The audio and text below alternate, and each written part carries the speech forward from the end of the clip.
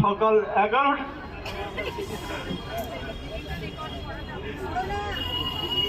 11টা সময় আমার ফোনে একটা কল আছে।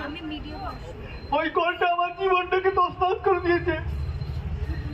আমার মেয়েটা 31 বছর ধরে যে লড়াই করেছিল, এটা তো খুব সহজ ছিল না। আমরা খুবই সাধারণ ঘরের একটা পরিবারের সদস্য।